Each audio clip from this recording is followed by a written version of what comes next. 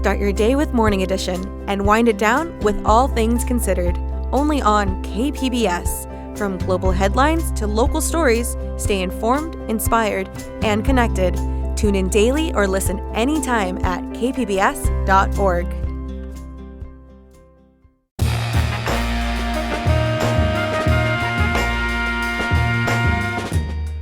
Welcome in San Diego, it's Jade Hindman. On today's show, elder scams are on the rise. The district attorney, though, tells us how to spot them and how to avoid them altogether. This is KPBS Midday Edition, connecting our communities through conversation.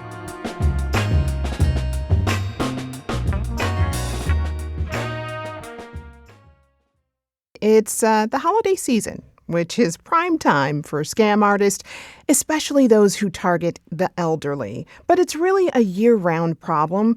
Over a one-year period, seniors in San Diego were scammed out of more than $130 million. That's according to the county's Elder Justice Task Force. And the San Diego District Attorney's Office is educating seniors and their families on how to spot a scam and avoid them. Joining me is District Attorney Summer Stephan. DA Stephan, welcome back to Midday. Thanks for having me. Glad to have you in here. Okay, so set the scene for us. What is the landscape like for elder scams in San Diego? How bad is it? It's quite terrifying for our seniors, and the scammers are getting better and better at it and more sophisticated. So, we now have the final numbers in, and for San Diego County, we knew it was over $130 million. We now know it's $149 million. And these are just reported scams. We know that when we talk to our seniors, they feel such a shame for falling for these scams when we know that there's nothing for them to be ashamed about. So many go unreported. And one of the things that we wanted to do is to take the stigma away, to take the shame away, to focus things where they need to be, because we know crime really thrives in stigma and in shame. And to say that anyone can fall for this. We've had people with multiple degrees, with patents, and they still fall for it because the scammers are that good. We've also, through our Elder Justice Task Force, which I'm very excited to have helped form 5 years ago, have been able to track what are the top scams, how do scams look like, connect the dots, and actually do some very successful prosecutions. Well, the scams are clever and insidious. So what are the most prevalent elder scams in San Diego? What's the usual playbook they follow? The highest scam is still the tech support scam. That's when you're on your computer, and many seniors, more seniors than ever since COVID, learned to be on their computer. And so this is exactly where scammers go, where there's a pop-up that says your computer has been compromised, you're going to lose all your information. Sometimes it comes with bells and whistles, like sound, like an emergency sound that gets your attention. There's also a big warning: do not turn off this computer, otherwise you'll lose all your data. And the way they do it is so sophisticated. This is the most common pattern. You see the pop-up, because this is a case we prosecuted, and it tells you to call a number. It's a support, tech support. That's why we call it the tech support. And it claims to be Microsoft, so sounds reliable. You call the number, someone very professional with an Oscar-winning script tells you that they're going to help you clean up your computer. They need access. So now they go in their little mouse, and when they have access, you get another call from someone claiming to be from your bank who tells you there's unusual activity. We suspect someone from the bank might be involved. So again, secrecy. Don't tell anyone. Come and get your money out, and we'll put it somewhere for safekeeping. That is the most common scam, and people go for it because it is so well done, and there's sometimes two sources that are coming at you. It's actually the same scam operation, but you don't know that. So you assume, and you're very quiet when you go to the bank. You don't tell anyone because you're worried it's an inside job. You withdraw money, and literally a courier will show up at your doorstep to take your money. Now, these scams, they're pretty sophisticated, right? It's not like these are it's just a couple of people in a basement somewhere. I mean, it's run like a business. It's exactly what we discovered. So before, 12 police agencies are all treating it like a one-off. And once we realized through the Elder Justice Task Force, we broke a big case with search warrants and we fought to form it, it's because we realized this is all organized crime, and 100% of it so far is originating out of country, internationally, with launderers and local operatives that work with the international syndicate to accomplish this. And sometimes the callers are also victims. It's part of a human trafficking ring where they use people and they have to meet a quota of how many people they can trick. So they're incentivized by their own victimization. So this is very serious, and I've advocated for a whole nation approach on this because we're doing our best here in San Diego and we're a model, but it's not enough. We need more. Wow. Well, how has the advent of AI affected these scams? We're watching it very closely. So we're starting to see it emerge, and the place where we worry about it the most is the grandma-grandpa scam, because now they can take just a minute, a snippet of your actual grandchild's voice and put it together with a sentence that says, I need help, I need money, I'm in trouble. They'll put that sentence together, and so when someone is calling you, it's no longer just a stranger reporting that your grandchild is in trouble. It's actually your grandchild's voice. And we're watching for this new scam where different artists, they were using their voices to get money for a charity or to claim there's free tickets for you, but they need certain private information. So at the end of the day, really, we felt that prevention, we haven't done enough to educate and prevent. And that's why this campaign, where we're using the bad guys and gals' money to fund a campaign to be able to tell the public, let's talk about it in the holidays. Let's not treat it as taboo. Let's discuss all the ways scammers operate. But the number one way is they're going to ask you to do something with your money. Mm-hmm. That's what's going to happen at the end of the day. Yeah. So when that punchline drops, we want people to stop, hang up, and tell someone. In talking about and educating people in this, one of the first things that is good to know is why you're being targeted. So why are seniors in our community being targeted in this way? This is the thing is I want to make sure our seniors know they're not being targeted because they're less intelligent or worldly. Not at all. It's because if you're a criminal, you're going to not waste your calls on a 20-year-old who can't pay for their rent. You're going to go for a population that has saved all their life, a much better target for you because you're going to get more money because people have worked hard, they've saved, they have disposable income.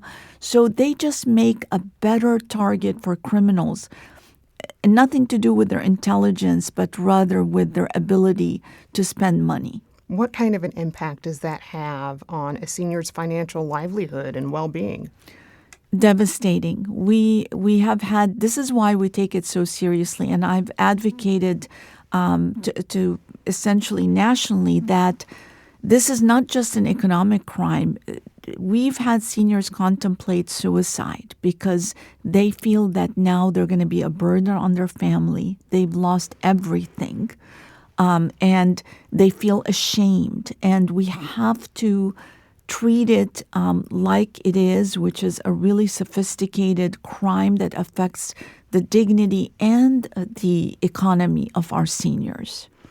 You alluded to making this more of a national coordinated effort. Your office is working with other agencies like the FBI and the U.S. Attorney's Office to really address this problem. Talk to me about how you're all collaborating and what's come of it so far. It's an excellent collaboration because we can go after your district attorney's office and do your local, state, county-wide criminals. But we can't work with the international aspect, and we need everybody to work on it.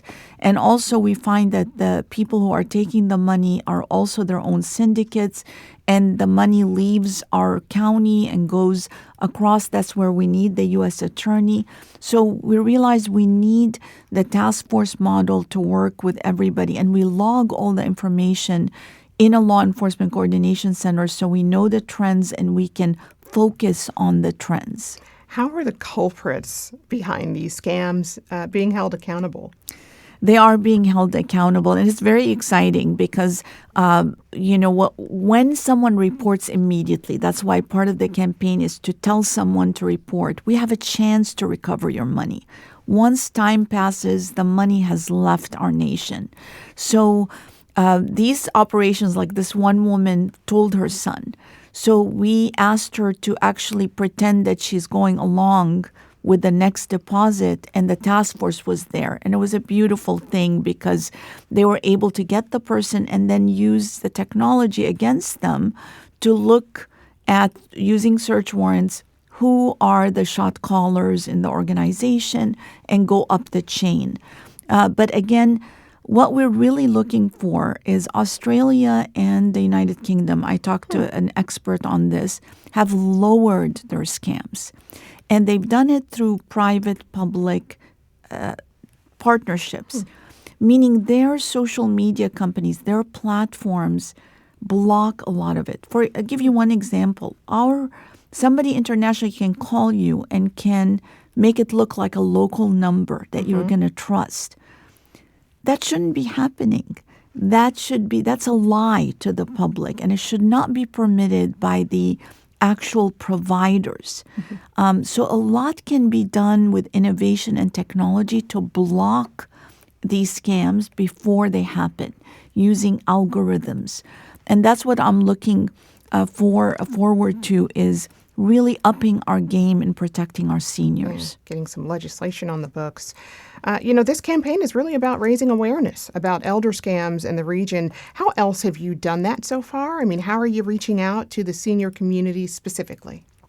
We're doing it through billboards, through social media, through education at a variety of senior centers. We have a video that we're trying to get into the different hospitals where people are just waiting for their appointment and they see a positive prevention message. We've done that before. And then working with our banking industry, because they are often an intersection, and we do want them to do more and to be more vigilant. At least hand somebody a palm card with the information about the campaign. And, it's also important to share this information in multiple languages. Talk about that and how you're reaching every community. That's very important. So, of course, we have Spanish, we have Tagalog, we have also Vietnamese. So we try to target our most common languages in our region. But as we get requests from communities, we're willing to translate further to reach every community, because victims come. This doesn't discriminate, really. Yeah. Ultimately, how can seniors protect themselves? It's the pausing. Criminals really in this field, scammers, use urgency. That is their number one trick, creating urgency and creating a trust. So by just slowing down and assuming, and I use this little advice to every senior in my life: never respond to anything that you did not initiate, meaning an unsolicited call from IRS, from Social Security, from your bank, from Amazon, unsolicited. Just hang up, and then you yourself can initiate the call based on a trusted number for that agency. And you'll learn quickly that was a scam, a really well-done scam. Wow. How can, family members or caregivers help to deter this? Well, have a conversation during the holidays. This is a good time to begin talking about it. Become educated yourself on the tech support scam, the grandma-grandpa scam, the impersonation scams. And let's not forget the romance scam, because if you're a senior, there's still people Of course, everybody wants love. And there are people that really work on that emotion, that isolation. I would say this is a good time to reconnect with the loved one in your life. Everybody needs warmth. They need connection. The holidays is a great time to do it because by establishing that connection, talking about the scams, you're taking away the shame and creating an atmosphere where seniors will feel empowered to really stop and hang up and to tell you about it. Wow. Well, I know that your office is working on many cases. Before we go, though, I've got to quickly ask about the case of Kanoa Wilson, who was shot and killed by an SDPD officer earlier this year. The city will now pay out one of the largest public settlements in history for his death. Your office is still deciding whether or not to file charges. Can you talk a bit about where you're at in that process? Yeah, that is a heartbreaking loss for Kanoa's family. He's only 16 years old, and for the community. And we take life very, very seriously. So we have a specialized unit, special operations unit, that's their experience. And they work on these very difficult cases. The decision they have to make is not whether something went wrong, but whether it rises to a crime, that this was a murder by the officer, a criminal event. And that is a different standard than the civil standard. So this case is still under review. We recently received the autopsy report, and we need every piece of evidence to make sure we don't miss anything important in making the right decision, which is always very difficult. All right. I've been speaking with District Attorney Summer Stephan. DA Stephan, thank you so very much. Thank you.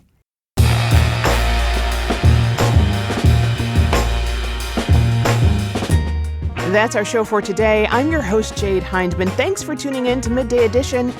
Be sure to have a great day on purpose, everyone.